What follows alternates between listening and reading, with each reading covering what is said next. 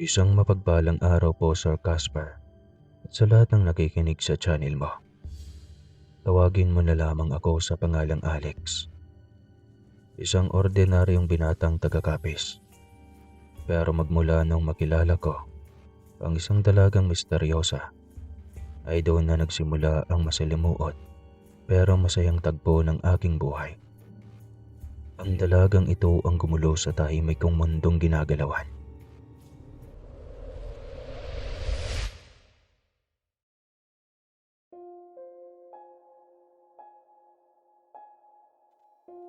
Noong 1999, sanay ako sa simpleng buhay.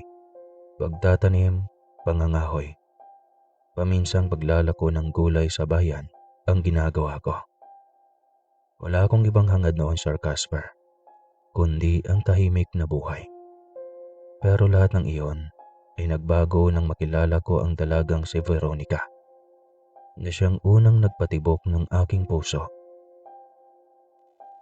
Unang beses ko siyang nakita sa ilalim ng malaking punong mangga sa dulong sityo. Gabi noon, mga kaaswang, at kasagsagan ng amihan. Kaya't normal na sa mga manggagawa na kung minsan ay inaabot ng 10 oras ng gabi pauwi sa bahay galing sa trabaho. Nang gabing iyon nga ay ginabi na ako sa pag-uwi. At noong makita ko nga siya ay napagkamalan ko pang multo. At talagang kinabahan ako ng husto noon. Paano ba naman kasi? Hindi ako kakabahan, nakasuot siya ng puting bestida at nakalugay pa ang mahaba niyang buhok na halos umabot na sa kanyang puwetan. Idagdag pang may panakanakang hangin ng gabing iyon, kaya't nililipad noon ang iilang hibla sa buhok niya. Nakailang kora pa ako ng mga mata at bahagyang bumagal ang paglalakad ko. Sa isip-isip ko pa, bahala na. Oras na lalapitan ako ng multong ito, abay kakaripas talaga ako ng takbo. Pero noong matitigan ko na siya ng maayos, ay doon ko lang napagtantong hindi pala multo ang nakita ko. Miss? Ayos ka lang ba? Bakit, bakit nandito sa labas ka ng ganitong oras?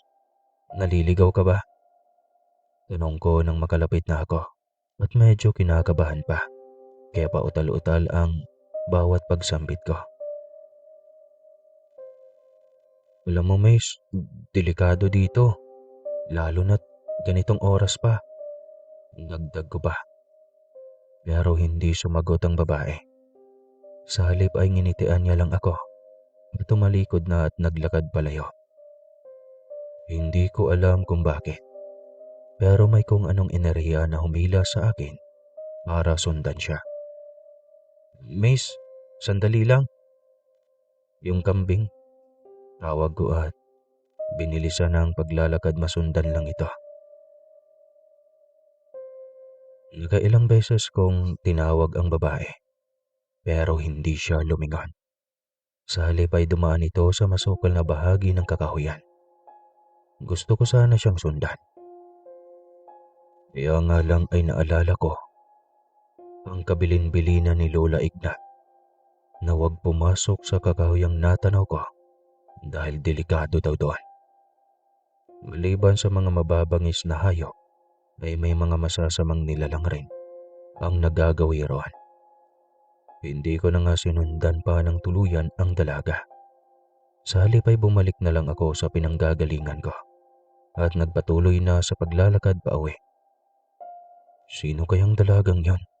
Dapat pala sinundan ko siya at binalaan. Baka may nangyari nang hindi maganda sa kanya. Nag-aalalang sambit ko sa sarili. Noong naglalakad na ako papunta sa trabaho, ay muli akong napadaan kung saan ko nakita ang dalaga kagabi. Naalala ko na naman siya, Sir Casper, at bumalik sa isipan ko ang pag-aalalang nararamdaman. Saglit akong tumigil sa paglalakad. Nagpalingalinga at nagbabaka sakaling mahagilap ko muli ang nasabing dalaga. Sana ligtas lang siya. Ay naku, Buntong hiningang wika ko at muli nang nagpatuloy sa paglalakad. Nang araw na iyon ay hindi mawala-wala sa isipan ko ang tungkol sa dalaga. Ewan ko ba, pero parang may kung ano sa puso ko ang pinukaw ng dalaga. Lumipas ang 3 araw pa ang nagdaan. Nasa palengke ako noon sa bayan. Sa hindi inasang pangyayari, ay muli ko na namang nakita ang dalaga. Banayad ang mga ngiting pinukol niya sa akin habang naglalakad pa palapit. Ako naman ay saglit na natigalgal at hindi maalis-alis ang titig sa dalaga. Alex, panimulang sabi niya. Saglit na kumunot ang noo ko dahil hindi ko maalala kung kailan ko sinabi sa dalaga ang pangalan ko. Sandali, hindi ba ikaw yung dalagang nakita ko nakaraang gabi? Bakit mo ako kilala? Ah, ang ibig kong sabihin, bakit mo alam ang pangalan ko? Tanong ko. Narinig ko lang doon sa kasamahan mong tinatawag kang Alex. Pasyensya ka na pala nakaraan kung hindi kita kinausap. May problema lang ako noon, kaya tumambay na muna ako doon, malapit sa may puno para magpahangin. Paliwanag niya. Yun ba? Guys lang yun.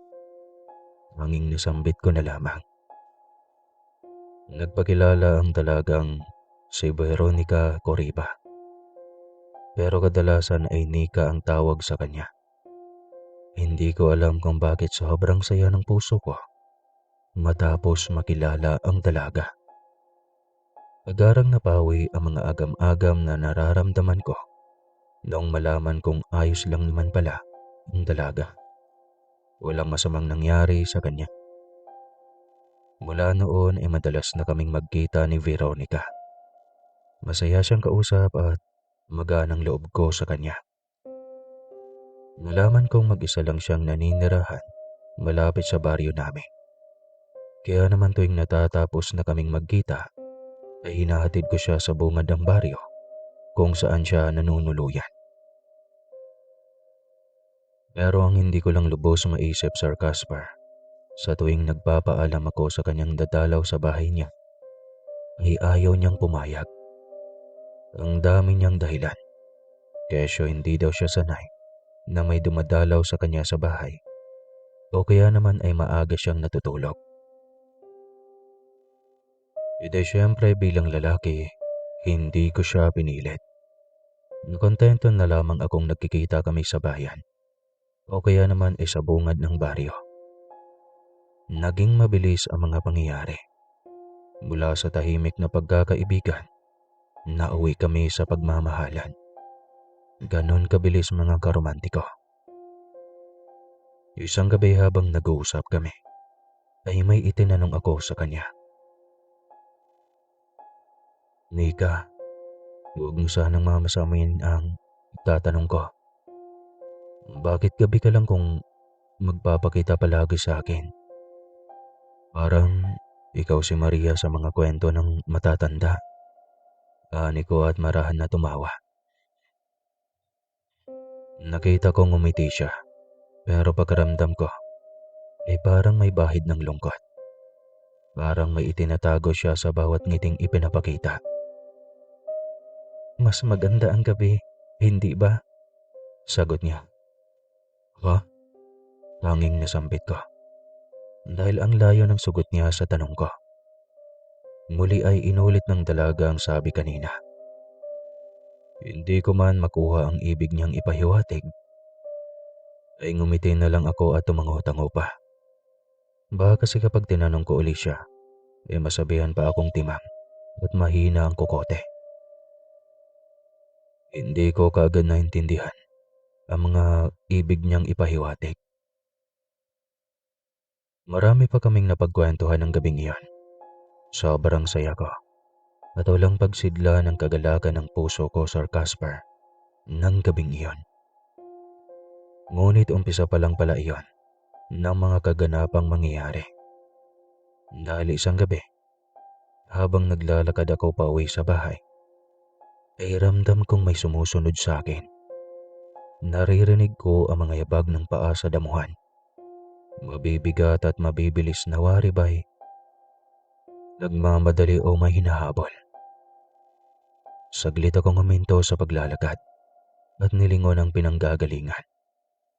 Wala akong nakita na kahit ano. Tumigil na rin ang mga yabag na kani-kanina lang ay narinig ko. Subalit kapag maglalakad na ako uli, ayun na naman. May nakasunod na naman sa akin. Darating ko sa liblib na daan, ay nakalanghap na ako ng kakaibang amoy. Para iyong amoy na kanal o kaya ay imbornal. Kaya nagtataka ako. Malinis naman ang paligid. Pero bakit may ganong amoy? Langya, mukhang minamaligno na yata ako ha. Ayan kasi, sa sobrang kasibagan mo sa trabaho, minamaligno ka na. Kung ano-ano na ang naamoy at nadidinig mo. Sambit ko sa sarili. Mabuti na lang at may buwan sa kalangitan ng gabing iyon. Kaya't hindi ako nangangapa sa dilim. Ginabi na naman kasi akong umuwi galing sa trabaho. Maya-maya pa ay muntik na akong mapasigaw sa takot. Nang may masipat akong bulto ng tao. Nakatayo ito sa di kalayuan. Malaki at nakamulagat ang mga matang namumula. Nasinabayan pa ng mahahaba at namumuhaghag na mga buhok. Sa takot ko ay mabilis na akong kumaripas takbo pa uwi sa bahay. Ewan ko ba kung bakit hindi ko naisipang harapin ang gabing iyon. Ang nilalang na nakita ko. Bagkus ay mas pinili ko pang tumakbo pa palayo. Simula noon ay sunod-sunod na ang mga gabi ng kababalagang nararanasan ko. May mga pagkakataong nakakarinig ako ng mga yapak sa bubungan. May kumakalmot sa bintana. May malamig na hangin na dumaraan sa gitna ng bahay. Kahit nakasarado naman ang lahat ng pintuan at bintana. Minsan paggising ko, may mga gasgas ako sa braso at likod. Parang kinakalmot ng hayop.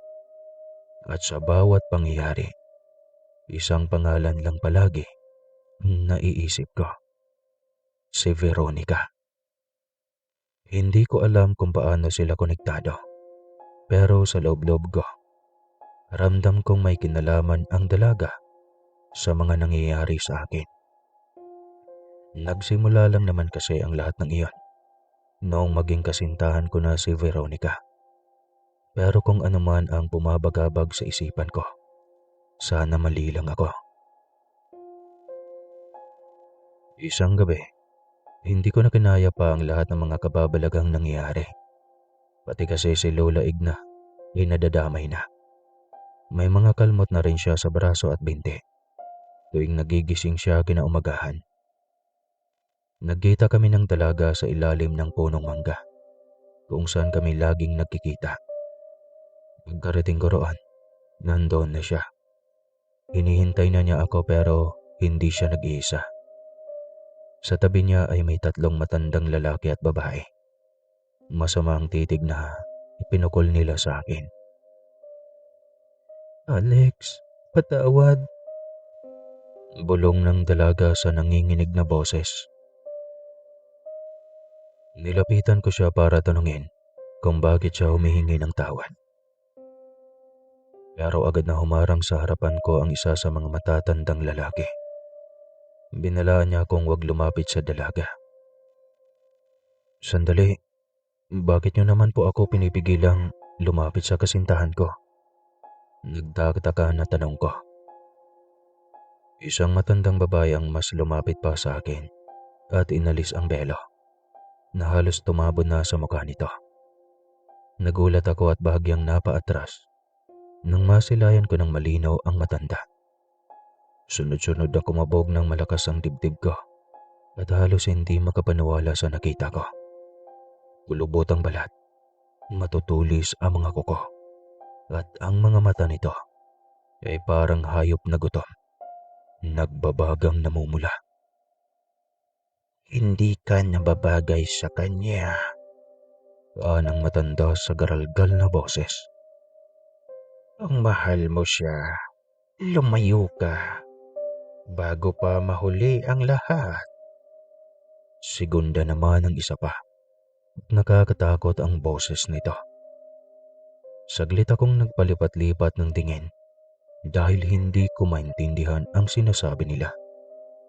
Anong ibig sabihin bago pa mahuli ang lahat? Nika, ano to? Pwede bang pakilinawan? Hindi ko kasi maintindihan eh. Wika ko. Hindi makapagsalita ang dalaga. Sa halip ay tahimik lamang siyang umiiyak. Ano, Veronica? Hindi mo ba aaminin sa kanya ang totoo mong pagkatao? Magmamatigas ka pa. Alam mo, hindi mo maitatago ng panghabang buhay kung ano ang totoo mong pagkatao. Kaya ngayon pa lang, ay aminin mo sa lalaking iyan ang totoo. Singhal ng matandang lalaki. Sa pagitan ng kanyang mga hikbi, ay sinabi ng dalaga ang lihim na itinatago niya sa akin. Nawindang ako matapos kong marinig ang mga revelasyong sinabi niya. Totoo ang mga sinasabi ko, Alex. Angkan kami ng mga aswang. At pag edad ko ng 21 ay magiging isa na ako sa kanila. Patawarin mo sana ako. Halos pabulong niya ng sabi. Nang marinig ko mula sa labi ng dalaga ang kanyang pag-amin, ay parang biglang nanlabaw lahat sa paligid ko. Hindi ko maipaliwanag kung ano ang nararamdaman ko noon. Takot ba? Gulat? O awa? Bakit mo inilihim sa akin ang tungkol dyan? Akala ko ba maayos na tayo? Nagkakaintindihan na tayo? At higit sa lahat, ay walang dapat maglilihim. Nalilitong tanong ko. Natatakot kasi ako. Natatakot akong husgahan mo at iwasan mo ako. Oras na malaman ang totoong pagkatao ng aming angkaan. Naluluha pa rin saad niya. Narinig mo ang sinabi ng apo ko. Kung gusto mo pang mabuhay at payapang mamumuhay, lubayan mo na ang apo ko. Hindi ka namin kauri. Hindi ka nararapat para kay Veronica. Naintindihan mo ba ang sinasabi ko? Uwi ka ng matanda at nagpipigil lamang ito sa galit na nararamdaman. Simula ngayon, ayaw ko na kayong makita na magkasama. Dahil kung hindi, may kalalagyan kang lalaki ka. Segunda din na matandang babae at halos kalmutin na ako nito na parang sobrang gigil na. Lola, mahal ko po si Alex. Pakiusap, huwag niyo siyang saktan. Nakikiusap na wika ng dalaga. Tumigil ka, Veronica. Nang dahil dyan sa kahangalan mo, ipagpapalit mo na ang angka natin sa taong yan. Gusto mo bang gawan ko yan ng hindi maganda sa harapan mo? Bulyaw ng matandang tinatawag na lola ng dalaga. Muli ay umikbi na naman ang dalaga at humingi ng tawad. Susundin niya raw lahat ang mga sasabihin ng matanda. Huwag lang akong saktan. Sa puntong iyon ay nangingibabaw ang pagmamahal ko kay Veronica Sir Casper. Kaya naman walang pag-alinlangang nilapitan ko siya at hinawakan ang kamay niya. Mahal kita, Veronica. Wala akong pakialam kahit ano ka pa. Ang mahalaga lamang sa akin ay makasama kita habang buhay. Matapang kong saad. Nanlilisay ka mga matang tinitigan ako ng matandang lalaki. Galit na galit siya at rinig ko na ang pakikipagkiskisa ng mga ngipin niya. Hindi mo naintindihan, binata. Bulalas ng matanda. Hindi pwede ang isang tulad mo sa amin. Hindi kayo pareho. Hindi mo siya mapapangalagaan. Inakbangan ko ang pagitan namin ni Veronica. Humarang ako sa pagitan niya at nang matatanda. Hindi ko man maintindihan sa ngayon, pero isa lang ang nasisiguro ko, pangahawakan habang buhay. Hindi ko iiwan si Veronica, ano man ang mangyari. Sabi ko sa matatag na boses at pilit na tumitig sa matanda. Narinig ko ang mga mahihinang pag-ungol ng mga nakapaligid. Malamig ang simoy ng hangin. Na mga sandaling iyon, na para bang binabalot kami ng isang madilim na parasa. Pero kahit ganun pa man, ay hindi ako nagpadaig sa takot na nararamdaman. Mas tinatagan ko pa ang sarili ko, alang-alang sa pagmamahal ko kay Veronica. Sa tanang buhay ko, ay ngayon lang ako nagmahal ng ganito. Kaya't ipaglalaban ko ang nararamdaman ng puso ko. Ano man ang mangyari, hindi ko siya kayang talikuran. Ani ko pa. Aba, talagang matigas ang kukuti mong bata ka. Huwag mo sanang pagsisihan kung ano man ang nagiging desisyon mo ngayon.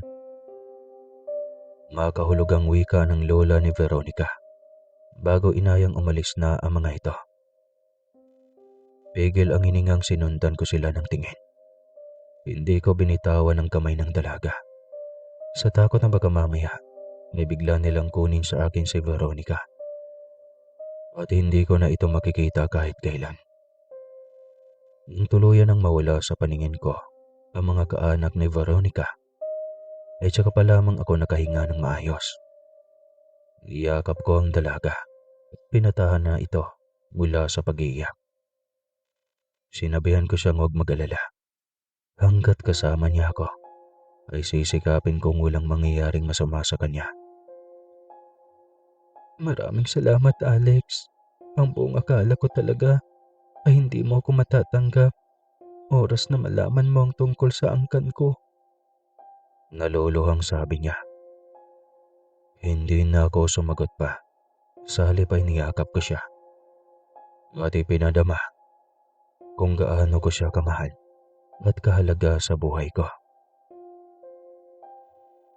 Mula nga nung magpakita sa akin ang pamilya ng dalaga, ay gabi-gabi na akong nakakaramdam ng presensya. Si Lola naman ay sinusumpong na ng ubo palagi tuwing sasapit ang kinagabihan.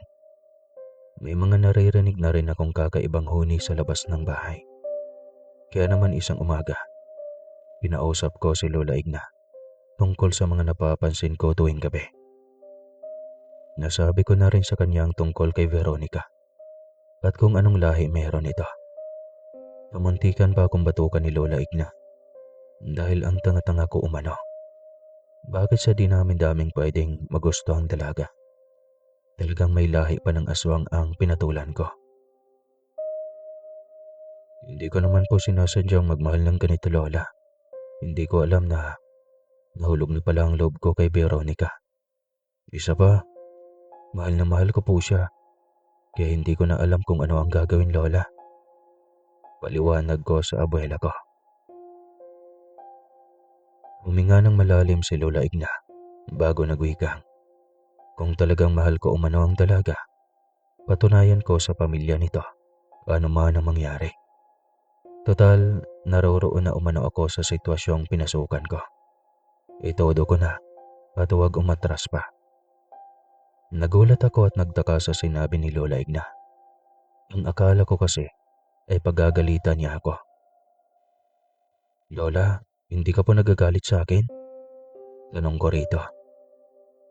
Sabihin mo nga sa akin, bakit naman ako magagalit sa iyo? Alam mo, Apo, nagmahal ka lang. Walang masama doon. Ang masama kung niloloko mo ang sarili mo. Isa pa, ang sabi mo nga hindi pa naman ganap na aswang si Veronica. May panahon pa. Sagot niya. Walang sawang nagpapasalamat ako kay Lola Igna dahil sa ginawa niyang pag-intindi. Ang buong akala ko kasi ay magagalit siya at gaya ng pamilya ni Veronica. Pero mali pala ako ng inakala. Isang beses, pauwi na ako sa bahay ng may mamatan akong matandang babae. Kahit na may kalayuan siya sa akin, ay naramdaman ko na kaagad ang mabigat nitong presensya. Batid kong siya na naman ang lola ng dalaga. Hindi nga ako nagkamali, Sir Casper. Dahil noong tuluyan ng makalapit ang matanda, ay tama nga ang hinala ko. Siya nga. Ano na naman kaya ang sasabihin ng matandang to? Tinang ko sa isipan at bahagyang umiti at binati ito ng magandang hapon bilang pagbibigay galang dito. Hindi tumugon ang matanda sa ginawa kong pagbati.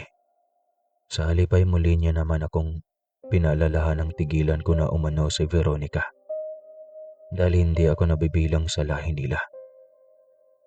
Gaya ng nauna, nagmatigas ako. Sinabi ko sa matandang hindi na magbabago pa ang isipan ko. Mahal ko si Veronica at patutunayan ko iyon. Mas lalo namang nagalit ang matanda at pinanlisikan niya ako ng mga mata. Huling babala ko na sa'yo to. Sadyang matigas ang ulo mo, bata. Kaya pasensyahan na lang tayo. Galit na saad ng matanda at tumalikod na ito. Hindi ko napigilan ang sariling kabahan. Matapos magbanta muli ang lola ni Veronica. Pero ganun pa man, mga kaaswang, ay pilit ko pa rin binaliwala iyon.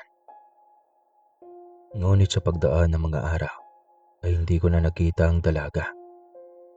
Ilang beses akong pabalik-balik sa bahay na tinitira ng dalaga, ay hindi ko siya makita-kita.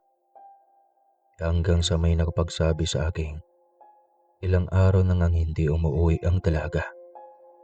At nung huli nila yung nakita, ay may sumundong dalawang matanda. Mukhang lolo at lola yata iyon ng dalaga. Nagsisisi tuloy ako. Sana hindi ko na lang siya pinauwi. Ilang araw pa rin akong nagtiyagang mag-abang malapit sa bahay ng dalaga. Nagbabago sakaling makita uli ito. Pero wala talaga. Hindi ko pa rin talaga makita ang dalaga. Isang gabi, naglakas loob na akong puntahan ang pinakagitna ng kagubatan. Ang lugar na mahigpit na pinagbabawal ng mga matatanda. Bitbit ko ang isang lampara at rosaryo sa bulsa. Hindi ako sigurado kung naroroon ba talaga ang dalaga. Pero umaasa pa rin akong matatagpuan ko siya. Habang nilalampasan ko ang makakapal na damuhan at matataas na puno, nakarinig ako ng mga yapak ng paang nakasunod sa akin. Bawat hakbang ko, may kaluskos na kasunod. Sa isip-isip ko, bahala na. Hindi ko alam kung saan ako makakarating pero sana'y makita ko ang dalaga sa pupuntahan kong lugar. Alam kong delikado ang lungga ng mga aswang na sinasabi ng mga matatanda, pero wala akong pakialam. Basta't ang mahalaga lang sa akin ng mga sandaling iyon ay ang dalaga. Yun lang, wala nang iba. Mga mahigit 4 na oras din ang nilakbay ko bago marating ang lungga ng mga aswang. Sa bungad pa lang ay nakita ko na si Veronica. Nakaupo ito sa isang malaking ugat ng puno. Nakayuko at umiiyak. Veronica, tawag ko at nagmamadaling tumakbo lumapit sa dalaga. Agad na lumingon sa akin ang dalaga at halos hindi makapaniwalang nasa harapan na niya ako. Sandali, paano ka nakarating dito? Nagtatakang tanong niya. Hindi na mahalaga kung paano ako nakarating dito. Ang importante ay nahanap na kita. Sumama ka na sa akin pabalik. Nasabi ko na kay Lola ang tungkol sa iyo. Mahal kita, Veronica. At ayoko nang mawalay ka sa akin. Tahasang saad ko. Patawad kung hindi ko sinabi ang lahat. Pero kasi hindi ako pwedeng umalis dito. Magagalit si nanay at ang iba ko pang angkan. Nangako sila sa akin oras na layuan kita ay walang mangyayaring masama sa iyo. Patawarin mo talaga ako, Alex. Malungkot niyang wika. Magsasalita na sana ako. Nang biglang may lumitaw na matanda sa di kalayuan. Agad naman iyong sinunda ng ilan. Sa mahinang boses ay sinabi sa akin ng dalaga na pamilya niya ang mga nakikita ko. Anong ginagawa ng binatang yan dito sa lungga natin? Bulyaw na tanong ng ama ni Veronica. Hinawakan ko ang kamay ng dalaga at buong tapang na sinabi sa kanilang mahal ko si Veronica at hindi ko siya kayang iwanan. Kahit na buhay ko pa ang magiging kapalit, ayos lang. Ang mahalaga sa akin ay makasama ko ang dalaga. Pangtapangan kong sabi dito. Handa ka bang patunayan ang pagmamahal na sinasabi mo sa anak namin? Tumango ako at walang pag-atubili. Alam kong hindi magiging madali ang gagawin ko. Pero't ano pa man ang mangyayari, ay kakayanin ko alang-alang sa pagmamahal ko kay Veronica. Mahal ko siya at ayaw ko siyang biguin. Anumang pagsubok na sasabihin ninyo, handa akong harapin. Makuha ko lang ng buo ang dalaga at maiuwi sa amin. Uwi ka ko pa. Pues sige, total mapilit ka eh. Sige, bukas ng madaling araw, pupunta ka sa burol ng itim na saging. Maghihintay doon ng isang bantay. Ibibigay niya sa iyo ang butil ng panata. Dalhin mo iyon dito bago sumikat ang araw. Tinignan ako ni Veronica at binulungang mahihirapan umano ako sa gagawin. Ang mabuti pa'y huwag ko nang ituloy pa ang binabalak na suungin ang pagsubok na ipinapagawa ng ama niya. Hindi pwede, Veronica. Gaya ng sabi ni Lola, nandito na ako sa sitwasyong pinasukan ko. Wala nang atrasan pa. Ang mabuti pa'y lakasan ko na lamang ang loob ko at isiping kakayanin ko kung ano man ang pagsubok na ibibigay sa akin ng pamilya mo. Sagot ko. Muling tinignan ko si Veronica. Maliwanag ang takot sa kanyang muka, pero nandoon din ang pag-asa. Tumango ako. Pinangako sa sarili kong hindi ako susuko. Madaling araw, nung magkasarilinan na kaming dalawa ng dalaga, ay kanumbinsi niya akong sumuko na lang at bumalik na lang sa bahay ni Lola Igna. Dahil alam niyang hindi ko kakayanin ang mga pagsubok na ipinapagawa ng mga magulang niya. Wala ka bang tiwala sa akin? Mahal kita at kakayanin ko ang lahat, Nika. Kahit na ano pa yan. Uwi ka ako sa kanya at pinalalakas ang loob niya. May tiwala naman ako sa iyo. Kaya lang ay natatakot akong baka may mangyari sa iyong masama. Baka mapano ka. Ramdam ko ang pag-aalala ng dalaga, Sir Casper. Aminin kong maging ako man ng mga sandaling iyon ay nakakaramdam din naman ng takot. Hindi ko lang talaga ipinapahalata sa kanya dahil ayaw kong mag-alala siya. Pagkatapos ng lahat, Nika, sasama ka na sa akin pabalik sa baryo. Nagkakaintindihan ba tayo? Uwi ka ako sa kanya at marahang pinisil ang pisngi niya at sinabihang wag nang mag-alala pa. Tumango ang dalaga at nagwikang may isang salita naman umano ang angka niya. Oras na malagpasan ko ang mga pagsubok na ibinibigay ng mga ito, ay papayag na silang sumama sa akin ng dalaga. Nang marinig ko yun ay nabuhayan ako ng loob.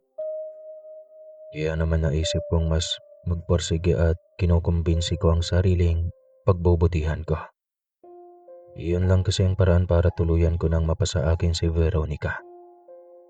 Bago pa magliwanag, sinimulan ko na ang paglalakbay patungo sa burol na sinasabi ng ama ni Veronica. Hindi naging madali sa akin ang mga pagsubok na napagdaanan ko ng gabing nag-umpisa na ang mga pagsubok na ipinapagawa sa akin ng pamilya ni Veronica, Sir Casper. Pero ganun pa man, ay hindi ako sumuko. Hindi ako ganun kadaling mapapasuko. Lalo na noong harangan ako ng dalawang malalaking nilalang. Sobrang nakakatakot ang pagmumukha ng mga ito, na halos nagpangatog talaga ng buong kalamnan ko. Nang mga sandaling iyon ay sinasabi ng isipan kong tumakbo na pabalik. Dahil kung hindi ay may kalalagyan ako. Pero kinukumbensing ko ang sarili at pilit na nagtatapang-tapangan. Hawak-hawak ang patalim na ibinigay sa akin ni Veronica. Ay mabilis ko nang sinugod ang dalawang nilalang. Ang buong akala ko ay mamamatay na ako ng mga oras na yon. Sa dami ba naman ng mga sugat na natamo ko sa katawan, ay aakalain ko talagang katapusan ko na. Pero sa awa ng Diyos, Sir Casper, buhay akong nakabalik sa lungga ng mga aswang at tagumpay na naibigay ko ang kailangan ng ama ni Veronica.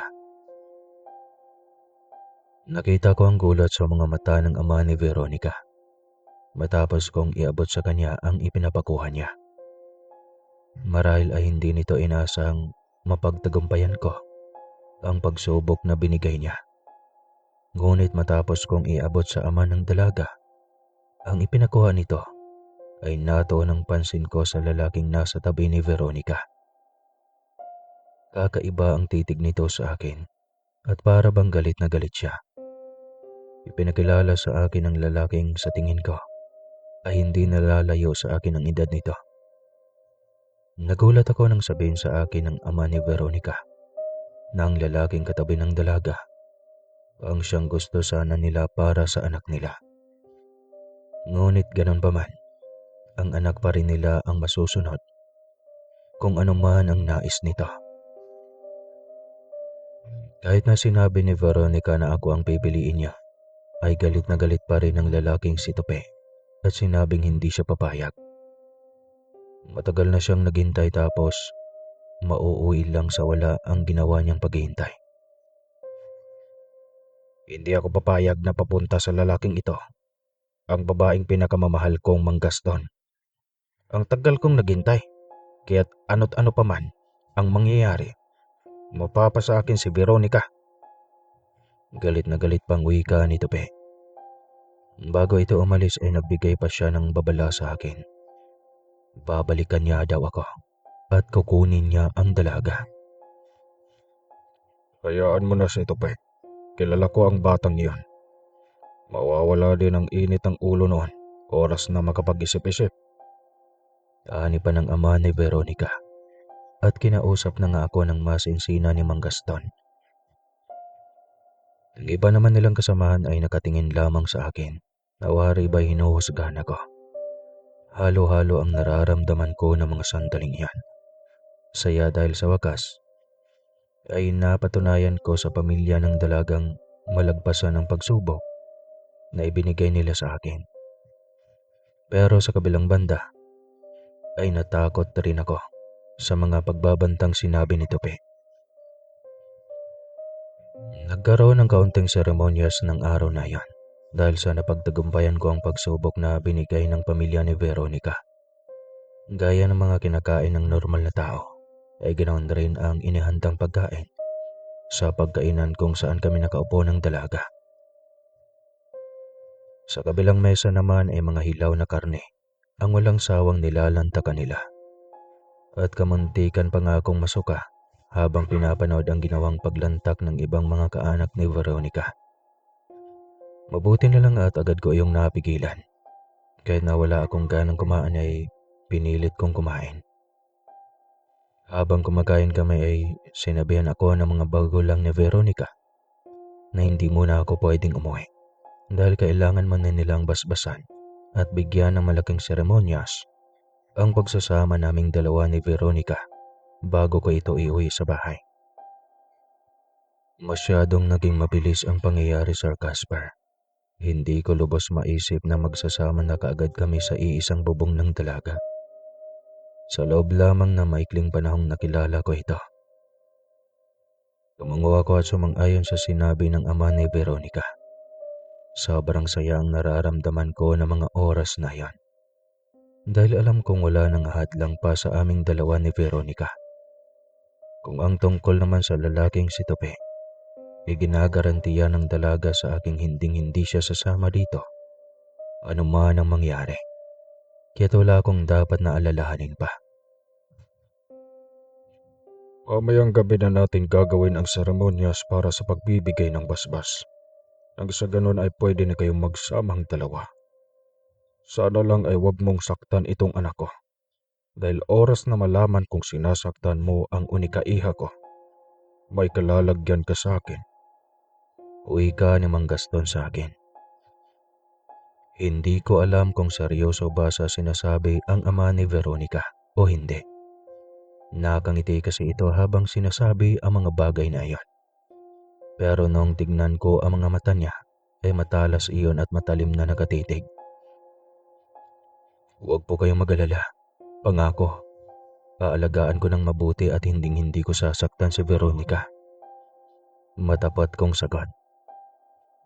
Mabuti naman kung ganon. Sana lang ay huwag mong babawiin ang mga ipinangakaw mo sa angka naming hinding-hindi mo sasaktan ang anak ko. Sabat naman ng ina ni Veronica. Para makumbinsi ko ang angka ng dalaga, ay nilakasan ko ang boses ko. At muling nangako sa mga itong hinding-hindi ko sasaktan si Veronica. Mahal ko siya higit pa sa buhay ko. Naging masaya ang araw kong iyan. Lahat ng mga kaanak ni Veronica ay nakilala ko na nalaman kong nabibilang sila sa mga aswang na mababait. Hindi ko makain ng karne ng tao at higit sa lahat ay hindi sila nambibiktima o nananakit na mga ordinaryong tao. Bagkus ay mga ligaw na hayop lamang ang hinuhuli nila at kinakain. Kaya yung mga hayop niyong baka, kambing o ano paman, itali niyong mabuti para hindi maligaw. Di joke lang. Sa kinagabihan, ay abalang-abala na ang angka ng dalaga. Habang pinagmamasdan ko ang mga ito, ay hindi ko maiwasang kilabutan. Hindi naman sila nagpapalit ng anyo, gaya ng ibang tao. Pero halata pa rin sa bawat isa ang katakot-takot na presensya.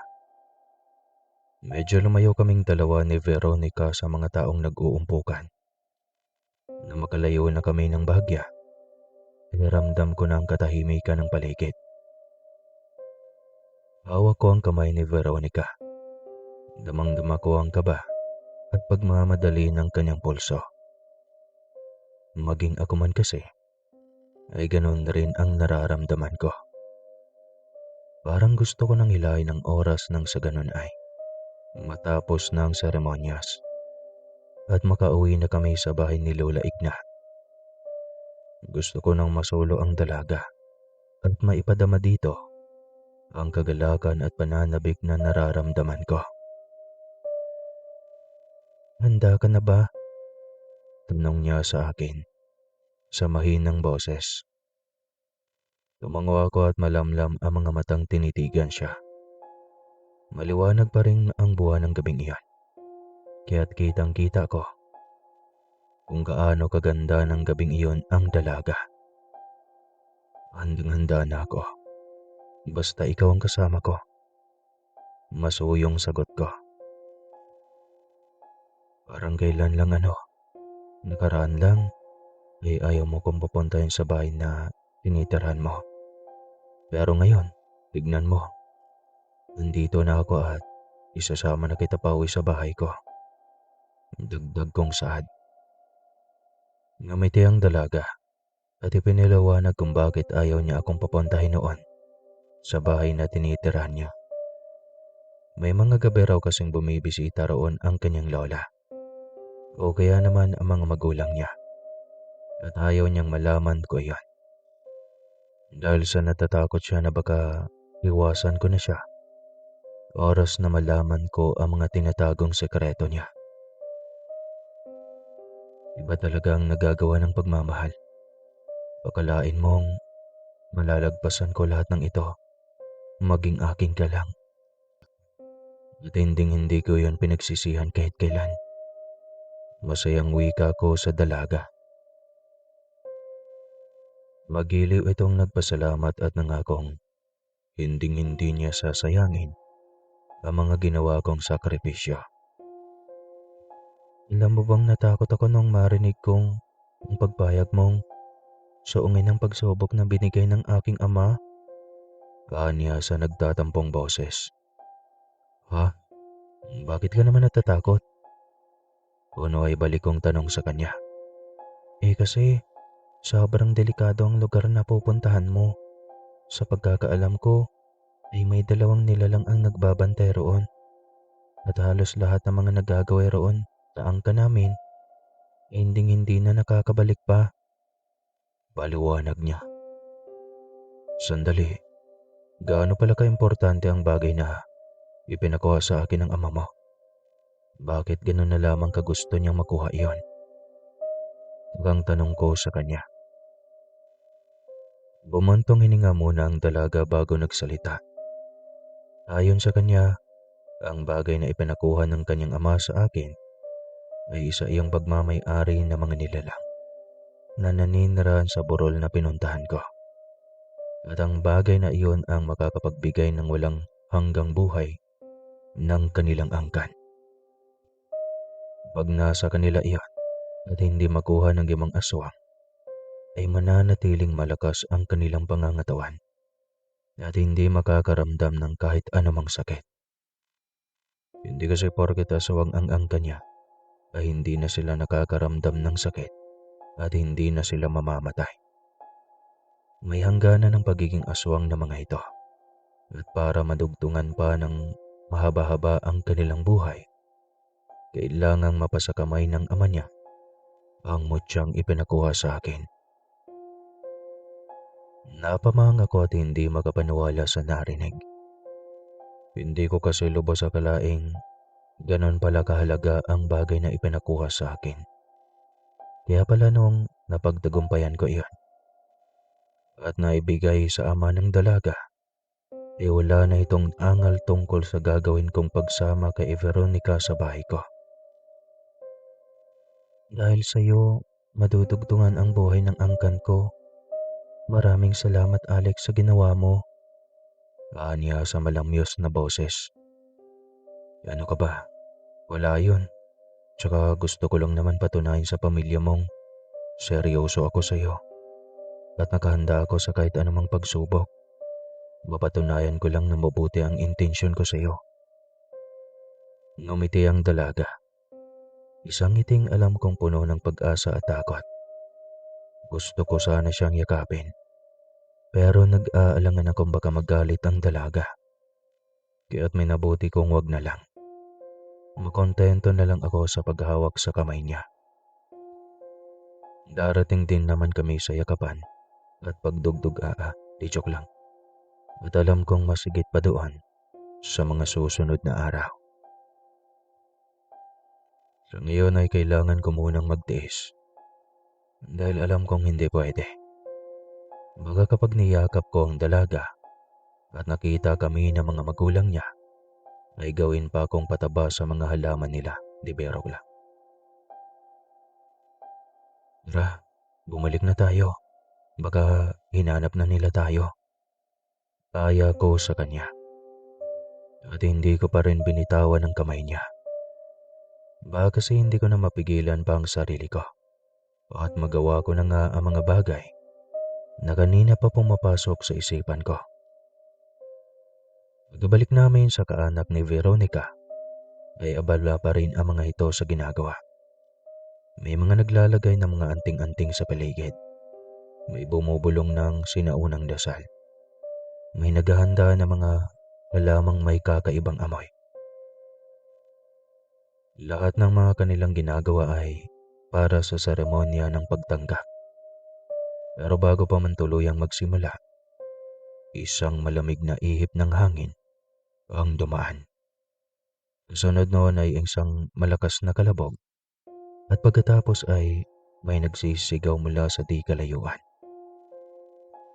Kaya't halos sabay-sabay kaming lumingon sa gawi kung saan may nagsisigaw. Yung, may paparating na kalaban. Humahangas na sabi ng pinsan ni Veronica, ama ng dalaga. Ano? Anak na. Naloko na. Magsikilos kayo. Ang otoridad nitong utos sa iba pang mga kaanak. Biglang nabalot ng tensyon ang buong paligid ng mga oras na iyon. Ang kaninang sayang nararamdaman ay napalitan ng pagkataranta at pagkabalisa ng angka ni Veronica.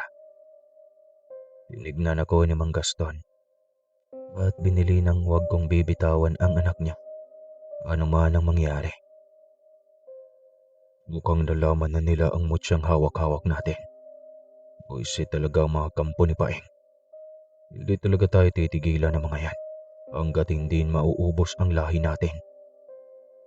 Gigil na wika ng ama ni Veronica at malutong na nagmura. At sinabing gusto pala ng mga iyon ng ubusan ng lahi. Pues ibibigay umano ng kanyang ama ang hinahanap ng grupo ni Paeng. Wala sa sariling napatingin ako sa dalaga at nagtatanong ang mga mata kong ano ang nangyayari at ano ang ibig sabihin ng kanyang amang ubusan ng lahi. Nika, anong nangyayari? Tanong ko at nagsimula na akong kabahan. Bago pa man makapagsalita ang dalaga, Sir Casper, ay napaiktad ako nang bigla na lamang may mga nilalang ang lumitaw sa di kalayuan.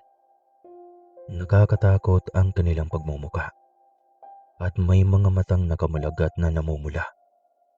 Maputla rin ang kanilang mga balat. May mga maninipis na balahibong pag-aakalahan mong balahibo na mga pusa. Ano ang mga iyan? Kabadong tanong ko na. Mga aswang din ang mga iyan. Sila ang kalaban ng aming angkan. Mukhang nalaman na nila na nasa kamay na ni Ama ang pinag-aagawang mutya. Hindi titigil ang mga iyan hanggat hindi nila makukuha iyon kay Ama. Sagot ni Veronica sa mahinang boses. Hindi ko alam kung ano ang gagawin ko. Ang dami nila at sobrang nakakapinglabo tignan ang pagmumukha ng mga ito. Para silang mga babaang bangis na nilalang na nakahandang lumapa anumang oras. Sa likod ka lang ha, bulong ni Veronica at nararamdaman ko ang panginginig ng kamay nito. Pero sumunod ka na lang at huwag ka nang umangal pa. Utol niya sa sanay sasabihin ko. Napalunok na lamang ako ng laway na sumunod sa sinabi ng dalaga. Sa pagkakataong kasing iyon, hindi ko siya pwedeng kontrahin. Dahil wala naman akong laban sa mga aswang na dahan-dahan ang pumasok sa lungga ng angkan niya. Maya-maya pa ay nabaling ang tingin ko sa isa pang lalaking nagmadaling lumapit sa amin. Si Tope. Madaling-madali siyang lumapit pero hindi nagalit ang mukha niya. Ikaw, protektahan mo si Nika. Kung makahanap ka ng tiyempo, ialis mo siya dito. Dilayo mo para hindi siya madamay sa kaguluhan. Mariin niyang utos. Wala sa sariling tumango ako. Huwag kang mag-alala. Hindi ko pababayaan si Nika. Gawin mo, hindi yung puro kadaldal. Singhal niya. At pinanlilisikan niya na ako ng mga mata. Tupi, umayos ka. Saway ni Veronica sa kababata nito. Huminga ng malalim si Tupi bago humingi ng pasyensya kay Nika. Gaston, alam kong hawak mo na ang mutya. Ibigay mo sa amin kung ayaw mo magkaroon ng himagsikan dito sa pinaglunggaan ng angkan mo. Sigaw ng matandang lalaki. May hawak itong baston. Sa tingin ko ay mukhang iyon ang pinuno ng kabilang panig ng mga aswang. Dahil lahat ng sasabihin noon ay sinusunod ng iba pa nitong mga kasamahan. Kanino mo nalaman na nasa amin ang mutya? Paanong nakarating kaagad sa inyo ang balita? Dumadagongdong na tanong ng ama ni Veronica. Hindi na mahalaga kung kanino ko nalaman. Ang mahalaga sa akin ngayon ay ibigay mo na sa amin ang mutya upang walang sigalot na magaganap dito sa teritoryo mo. Hindi. Hindi kami papayag. Kami ang nakakuha kaya pag-aari na namin ang mutya. Wala kang karapatang kuning iyon sa amin. Sagot ni Mang Gaston. Mababang uring aswang lamang kayo, kaya't sa ayaw at sa gusto nyo ay kukunin ko sa iyo ang mutsyang nararapat para sa amin. Bulyaw nito at isa-isa nang inutusan ang mga alagad na sumugod na sa angkan ng dalaga. Sa isang kurap lamang ng mga mata ko ay nag-iba na ng anyo ang pamilya ni Veronica. Kung kanina ay napakaamo ng pagmumukha ng ina ni Veronica, ngunit ng mga sandaling iyon, noong tignan ko ito, ay naging isa ng katakot-takot na nilalang ito. Maging ang kanyang ama at ang iba pa. Pero si Tupi, hindi pa rin nagbago ng anyo. Nananatiling tao ang kaanyuan nito habang nakikipaglaban sa mga aswang na nagtatangkang sumugod sa aming dalawa ni Nika. Kailangan nyo nang umalis dito. Madadamay lang si Veronica sa sigalot kung hindi pa kayo umalis. Hinihingal na saad ni Tupi nang lapitan kami nito uli. Marami nang tilamsik ng dugo ang katawan nito at maging sa mukha ay maroon na rin. May sugat rin siya, sanhi ng pagkakalmot ng aswang sa balikat niya. Pero paano kayo, si tatay, si nanay? Nag-aalalang wika ni Veronica. Kami na ang bahala sa kanila, Nika. Ang mahalaga sa ngayon ay umalis na kayo habang nasa kalagitnaan pa ng kaguluhan. Kung magtatagal pa kayo rito, hindi na kita maliligtas sa kamay ng mga kalaban. Itong mokong na to, hindi kanyan maililigtas sa angkan ni Paeng. Baga nga, gawin pa yung kilawin ng mga alagad ni Paeng. Nito pa't nagawa pa akong insultuhin. Nag-aalangan ang dalagang iwan ang pamilya niya. Pero dahil sa kagustuhan na rin ng ama niyang umalis kami, wala nang nagawa pa ang dalaga. Kundi ang dahan-dahan kaming umatras at naghanap ng tiyempo. Pero hindi naging ganon kadali iyon para sa amin. Dahil kahit saan man kami magpunta, ay may mga aswang na nagtatangkang kunin si Veronica at patayin. Buti na lang at hindi umaalis sa tabi namin si Tupi. Tuwing may aswang na nagtatangkang lumalapit sa amin, ay walang kahirap-hirap na tinatagpas niya kaagad iyon nang hawak-hawak niyang itak. Lintik, ayaw talaga kayong paalisin dito. Lahat ng lagusang lalabasan ninyo ay hinaharangan nila. Singhal ni Tupi at napamura ng malutong. Sandali, ikaw lalaki. Kunin mo ang bag na to. At huwag na huwag mong bibitawan ano man ang mangyari. Yan lang ang maibibigay kong regalo para sa pinakamamahal kong babae. Saad ni Tupi at malumanay na tumingin kay Veronica matapos banggitin ang huling kataga. Isa lang bagay ang hinihiling ko, sabi niya at tumingin sa akin. Ano ba yon? Tanong ko. Mahalin mo siya. Kahit kailan, kahit anong mangyari. Huwag na huwag mo siyang lolokohin. Dahil oras na malaman kung sinaktan o niloko mo siya. Kahit na nasa libingan ng katawan ko. Kinakain na ng limang lupa.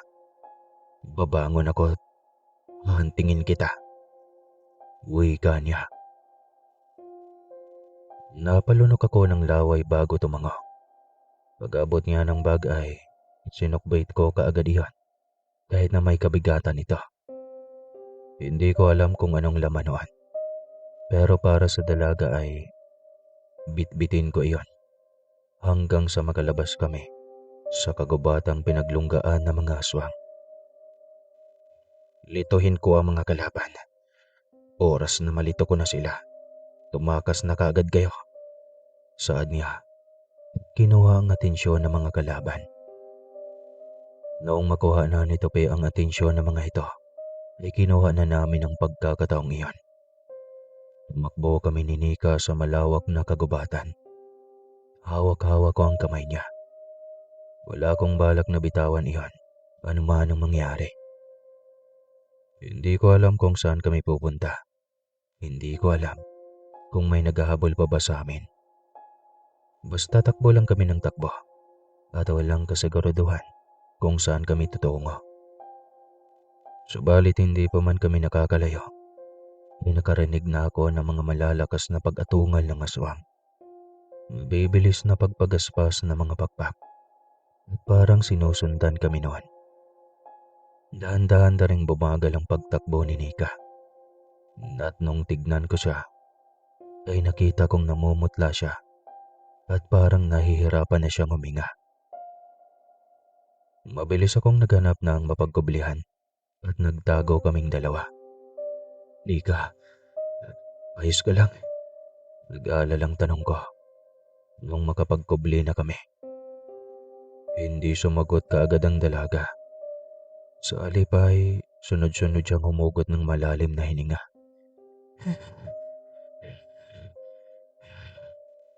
Ika sandali, titignan ko lang ang bag na binigay ni Tupi. Kung may laman bang tubig. Wika ako at nagbabagsasaling ang may nilagay na tubig ang lalaking iyon. Subalit noong buksan ko na ang bag, Sir Casper, ay gayon na lamang ang panlalaki ng mga mata ko. Nung makita ko ang nagkukumpulang pera, purong papel iyon at sa tingin ko ay malaking halaga iyon. Nika? Tanging nasambit ko at napatingin sa dalaga. Nagtatakang tinignan naman ako ng dalaga at noong suminyas akong tignan niya ang bag, ay nakita kong parang nalula rin siya sa nakita niya. Pero may buti siyang nakitang nakasiksik sa gilid at iyon ang kinuha niya kaagad at binuksan. Tapos ay walang pag-alinlangang tinungga iyon. Pipigilan ko pa sana siya, pero noong napagtanto kong tubig ang laman ng bote, ay hinayaan ko na lang siya. Halos maubos niya ang laman ng bote bago niya iyon ibinalik sa bag. Sandali, bakit may lamang pera ang bag na binigay ni Tupi? Naguguluhan niya ring tanong. Ipinalala ko sa kanyang tungkol sa sinabi kanina ni Tupi na inihahandog nito sa kanya ang laman ng bag na bitbit ko. At kahit anong mangyari, ay wag na wag ko iyong wawalain. Saglit na tumahimik ang dalaga at tumingin sa gawi kung saan namin naririnig ang mga malalakas na sigawan, pag-atungal at mga pag-angil na mga aswang na naglalaban. Noong akmang muli na naman sana kaming tatakbo, ay nagulat ako nang biglang may sumulpot na aswang sa likuran ko at walang pag-aalinlangang sinunggaban ako. Sa bilis na mga pangyayari, ay hindi ako nakapaghanda kaagad. Bumalandra ako sa paanan ng puno at tumama ang tagiliran ko. Dahilan para tumunog ang buto ko. Mukhang nabalian yata ako ng tadyang. Saglit pa akong napaigik noon, Sir Casper. Pero agaran na namang napalitan ng kaba ang sakit na nararamdaman ko. Nung makita kong hawak-hawak na ng aswang ang dalaga at pilit nitong hinahatak pabalik. Mukhang gagawin pa yatang bihag ang dalaga para makuha sa ama nito ang kailangan ng mga aswang na sumugod. Hoy, bitawan mo si Nika. Bulyaw ni Tupi. Sinundan niya pala kami at naabutan niya na nga kami sa ganong sitwasyon. Tumingin lamang kay Tupi sandali ang aswang at umangil. Pagkatapos ay akmang kakalad ka rin na sana si Veronica papasok sa masukal na talahiban. Pero mabilis na humarang si Tupi at walang pag-alinlangang tinagpas niya ng itak ang kamay ng aswang. Umatungal iyon ng pagkalakas-lakas at nakakapangilabot sa pantinig. Muli ay inutusan niya na naman kaming tumakbo at huwag mag-alala daw. Dahil susundan niya kami at ituturo niya ang daan palabas ng gubat. Basta tumakbo lang kami ng tumakbo. Bilisan ninyo! Utos niya. Kahit napakasakit ng tagiliran ko at iika-ika na akong tumakbo, Patuloy pa rin kami sa pagtakbo ni Veronica. Hawak ko ulit ang kamay niya at hindi binibitawan. Ilang sandali pang nakalipas ay isang mabangis na sigaw ang gumulantang sa amin. Dahilan para mapahinto kami sa pagtakbo at lumingon sa pinanggalingan. Na mga sandaling iyon, Sir Casper, ay aaminin ko talagang unti-unti na akong nawawala ng pag-asa. Pag-asang makaalis sa lungga ng mga aswang. Dahil sa bawat pagtakbong ginagawa namin, ay nasusundan pa rin kami ng mga aswang. Hindi naman kami pwedeng bumalik o humingi ng tulong sa angka ni Veronica. Dahil may kanya-kanyang laban na rin kinakaharap ang mga iyon. Kaya nga kami pinatakas para hindi kami maging sagabal sa laban nila. Saglit akong natigalgal ng may sumulpot na ng mga aswang. Noong akmang dadambahan na sana ng aswang ang dalaga, ay mabilis ko iyong hinila. At sa isang iglap lang ay nasa harapan na namin si Tupi. Mabilis siyang humarang. Kaya't imbes na kami ni Veronica ang tatamaan ng matulis na kuko ng aswang, ay tumama iyon sa balikat ni Tupi. Nanlaki pa ang mga mata ko noong makita kong tila hindi man lang ininda ng lalaki ang ginawang pagkalmot sa kanya ng aswang. Bagos ay sinalubong niya rin iyon ng kalmot. Sa isang kisap mata, bumagsak ang aswang sa lupa matapos siyang tamaan sa leeg. Muli ay may sumulpot na ng mga aswang. Tinignan ako ni Tupi at sinabi niya sa akin kung saan kami dapat dumaan. May sasakyang naghihintay doon. Kapag makarating na kami sa bukana ng kagubatan, ay huwag na kaming dumaan sa baryo. Upang sa ganun ay walang madadamay na mga taga-baryo. Umalis na kami kaagad at magpakalayo-layo para hindi na masundan pa si Veronica. Target ng mga aswang si Veronica. Dahil ito lamang ang pwedeng makapagpasuko sa ama. Kapag bihag na ng mga aswang si Nika, ay mapapasunod na nila ang ama ng dalaga at makukuha nila ang mutsyang hawak nito. Nakita kong halos manghina na si Tupi. Kung hindi ko siya tutulungan, baka hindi pa kami makarating sa bungad ng kagubatan. Tinatay na ito ng mga kalabang aswang. Cargo di konsyensya ko pa iyon kapag nagkataon. Noong may isa pang aswang ang sumulpot, ay itinago ko muna si Nika sa nagkukumpulang damuhan. Tapos ay kinuha ko ang itak na nabitawan ni Tupi at walang pag-alinlangang nilapitan ng aswang at hinataw ng itak. Natamaan ko ang aswang, dahilan para umatungal iyon, tumatras. Nakita kong tumalo ng isa pang aswang papunta kay Tupi. Habang nakabuka ang bibig nito, sinalubong iyon ni Tupi at nakipagdumungan na rin siya. Nakipaglaban na rin ako sa ibang aswang. Nang makakuha ng tiyempo ang aswang na nakalaban ko, ay agaran niya akong hinampas sa dibdib ng pagkalakas-lakas. Ramdam ko ang pag-alog ng baga ko at mukhang matatanggal pa yata iyon. Malakas na tumilapon ako sa damuhan at muli na namang napaigik. Mukhang makakababa yata ako nito sa kagubatang bali-bali na ang buto sa katawan.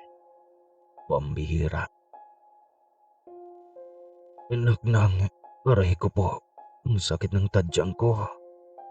Tanging nasambit ko na lamang at napapapikit ng bahagya. Mabilis na lumapit sa akin si Veronica at inalalayan ako makatayo. Diba sabi ko sa iyo, magtago ka lang doon. Bumalik ka na at kami na ang bahala sa mga aswang. Utos ko kay Veronica. Sa pag-aalalang baka malingat ako at tuluyan na siyang makuha ng aswang. Naluluhang umiling ang dalaga at sinabing siyang kailangan. Kaya sasama na lang siya sa mga aswang. Huwag lang akong masaktan. Natatakot siyang baka mapatay ako ng mga aswang o may mangyaring masama sa akin. Pakiusap, bumalik ka na sa pinagkublihan mo. Para saan pa tong ginagawa naming laban? Kung susuko ka lang ng ganun kadali, hindi mo ba nakikita si Tupi? Halos magkanta lasog-lasog na ang katawan niya. Matulungan lang tayo. Kaya ikaw, bumalik ka na doon sa pinagtataguan mo. Pangako, makakaalis na rin tayong ligtas sa lugar na ito. Pakiusap ko sa dalaga. Mabuti na lang at nakumbinsi ko si Veronica na magtago ulit. Kaya't nakahinga ako ng maluwag kahit papano. Ang akala ko ay susuko na lang siya ng ganon-ganon. Noong tignan ko si Tope, ay dinambahan na siya ng aswang. Kahit masakit na ang katawan ko, ay pinilit kong lumakad papunta sa lalaki at tinulungan ito. Alex, sa kanan mo. Sigaw niya matapos kong mapatay ang aswang gamit ang itak niya. Pagkatingin ko sa kanan ay isang nilalang ang nakita ko. Doble ang laki nito sa iba at walang pag-alinlangang sumugod papunta sa akin. Umilag ako at saka inundayan ito ng taga-sahita. Nakita kong dumugo iyon pero hindi nabuwal ang nilalang. Ewan ko, Sir Casper, kung saan ako humugot ng lakas ng loob para kalabanin ang mga aswang.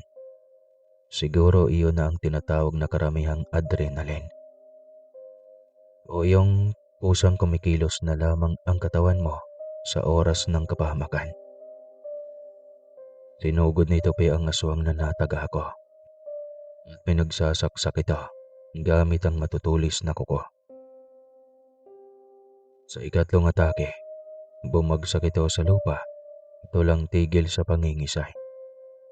Napaupo ako sa lupa nang mapatay namin ang mga aswang.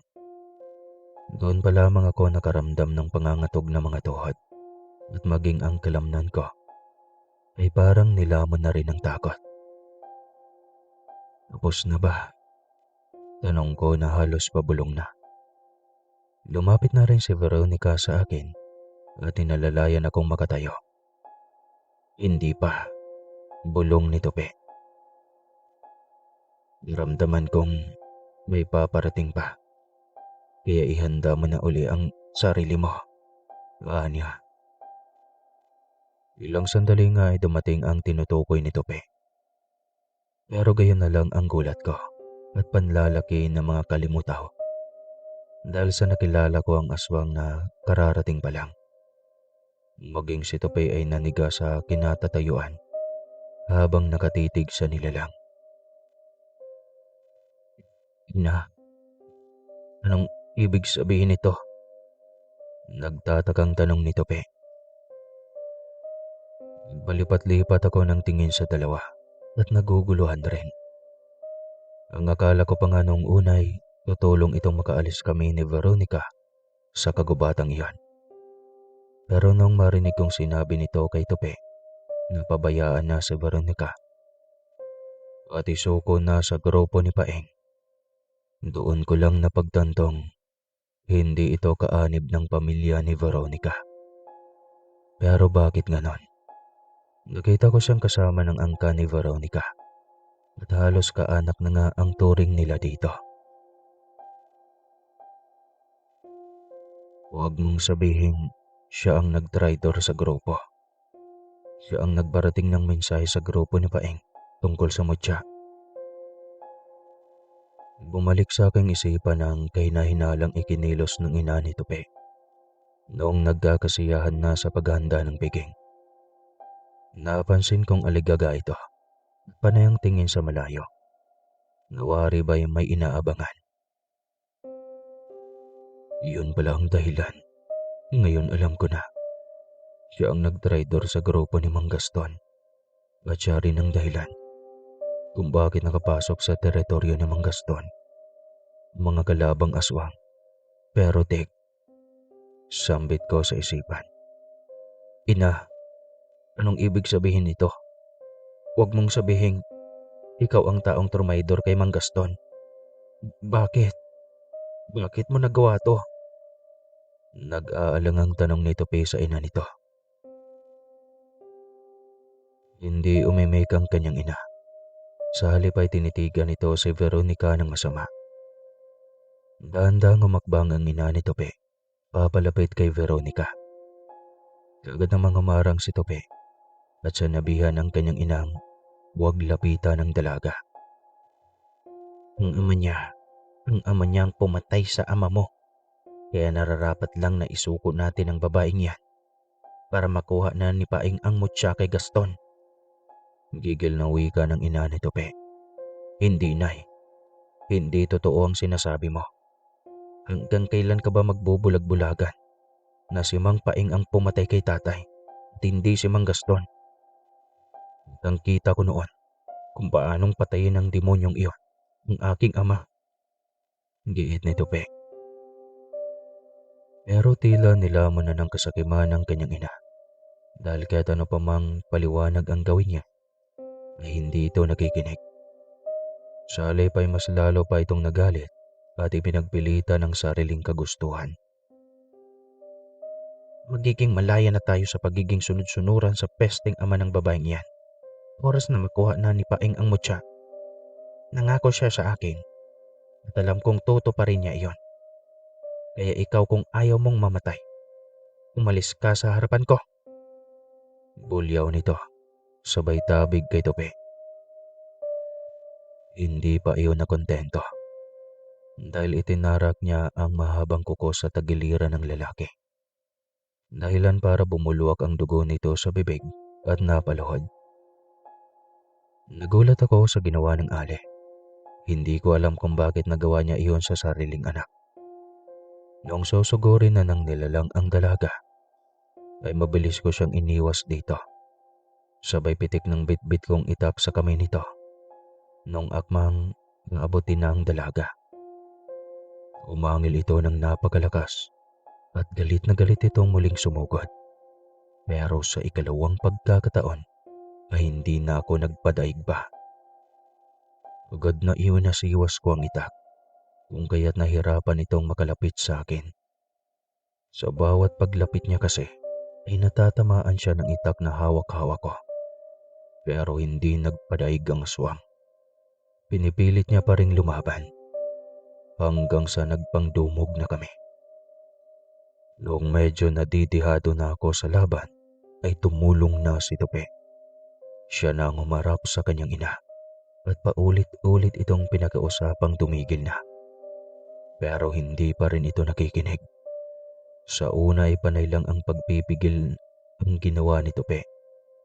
Pero di kalaunan ay mukhang napuno na siya at naisip na wala ng patutunguhan ang ginagawa niyang pakiusap. Nilabanan niya na ang sariling ina. Alex, tumakbo na kayo! Sigaw niya habang patuloy na nakikipaglaban sa aswang. Muli ay hindi ko sinunod ang sinabi niya. Buo na ang desisyon kong tulungan si Tope kahit sa huling pagkakataon. Alam kong hindi naging maganda ang unang pagtatagpo namin dahil naging karibal niya ako sa puso ng dalaga. Pero gusto ko siyang tulungan sa abot ng aking makakaya. Maya-maya pa ay may nasipat na naman akong aswang na paparating. Nga naman, hindi na ba maubos-ubos ang mga pesting aswang niya? Bakit napakarami nila?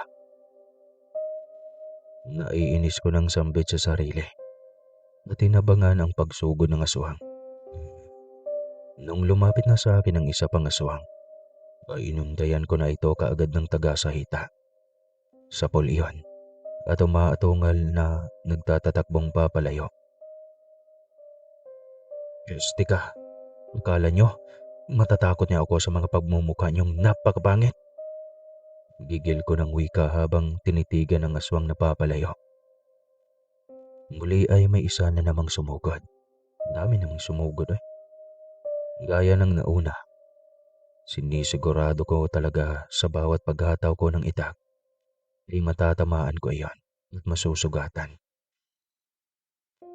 Buwalang nilalang at galit na galit itong umaatungal. Nang tignan ko si Tope, ay nakita kong nahirapan siyang makipaglaban sa aswang niyang ina. Mukhang nagdalawang isip pa yata siya kung ano ang magiging hatol niya sa inang nagtaksil sa kanilang grupo. Sa bagay, naintindihan ko naman siya. Maging ako man siguro kung sa akin nangyari ang ganong sitwasyon. Hindi ko alam kung papatayan ko ba ang aking ina o hahayaan na lang ba na maghasik ng lagim. Basta tuwag nang magpakita pa sa akin. Kailangan natin siyang matalo. Hindi ako papayag na may mangyaring masamang uli sa dalaga, gaya ng ginawa niya. Nito. Dahil nasa kakaibang tensyon na kaming lahat ng gabing iyon, hindi ko na nagawa pang itanong kung ano ang sinasabi niya. Bagkus ay patuloy lamang akong nakikipaglaban sa aswang. Sige na, umalis na kayo dito at ako na ang bahala. Sumunod na kayo sa sinasabi ko. Bulyaw ni Tope sa akin. Kinuha ko na ang bag at muling isinukbit. Pasensya ka na tol, kung hanggang dito na lang ang maitutulong ko. Wika ko at hinawakan siya sa balikat. Huwag ka nang magdrama dyan. Umalis na kayo rito. Bago pa man may ibang aswang ang makakakita sa inyo. At gawin pa kayong bihag. Please na. Niya at muli nang nakipaglaban sa ina nito. Nagmandali na nga kaming tumakas ni Veronica. Higit matang hinayaan ko na lang si Tope na makipagsagupa sa sarili niyang ina. Alam kong hindi ganon kadaling matalo niya ang kanyang ina. Pero malakas ang tiwala kong kayang-kaya niya iyon. Halos wala na kaming pahinga sa pagtakbo, Sir Casper. At sa awa nga ng nasa taas, ligtas kaming nakalabas ng gubat. Noong makita ko ang sasakyang sinasabi ni Tope, ay kagad na kaming lumapit sa sasakyan. Nagulat pa ako nang may nakita akong taong nakaupo sa loob ng sasakyan. Ang akala ko ay minumulto na ako nang makita ko ang lalaki sa loob ng sasakyan. Pero noong makumpirma ko ay hindi pala. Agad na niya kaming pinasakay at wala ng tanong-tanong pa. Pinaharurot niya ang sasakyan papalayo. Nang makalabas kami ng baryo, tsaka palang nagpakilala ang driver at sinabi nitong ihatid niya kami hanggang sa terminal ng sasakyan, papunta ng ibang lugar. Pupunta daw kami ng Negros at pagkatapos ng Negros ay dadaan kami ng Cebu patungong Bohol. Doon na muna kami at wag na wag nang babalik o tutungtong man lang sa baryo. Dahil oras na malaman ng mga aswang na kalaban ng ama ni Veronica, nasa baryo na siya, muli na naman iyong maghasik ng lagim. Kaya hanggat maaari ay umiwas na kami. Ligtas kaming nakarating sa aming patutunguhan. Napadpad kami sa lugar ng Bohol na may kamag-anak din sila. Pero hindi naman mga aswang. Sa katunayan ay may mga kamag-anak siya na ang dahilan. Kaya umalis sila sa lugar na iyon at nagtungo sa Bohol ay upang iwasan ang pagiging aswang. Dito ay unti-unti kaming namuhay ng mapayapa. Wala kaming balita. Medyo nalungkot kami sa unang mga buwan. Namimiss ko kasi ang lola ko. Pero alam kong hindi iyon pababayaan ng mga tiyahin at tiyuhin ko. Basta hanggang ngayon ay walang nakakaalam sa mga kapitbahay ko maging kay lola na alam kong wala na siya ngayon. Kung ano talagang nangyari sa akin. Pero sa huli ay nagdesisyon kaming magsama at bumuo ng sariling pamilya. Awa naman ng Diyos hanggang ngayon ay hindi naging aswang ang kasintahan ko. At sa ngayon ay buo pa rin ang pamilyang ipinaglaban ko noon sa kamay ng mga aswang. Dito ko na lang po tatapusin ang kwento mga kaswang. Muli, maraming salamat po sa inyo. Pag-amping mo kanunay.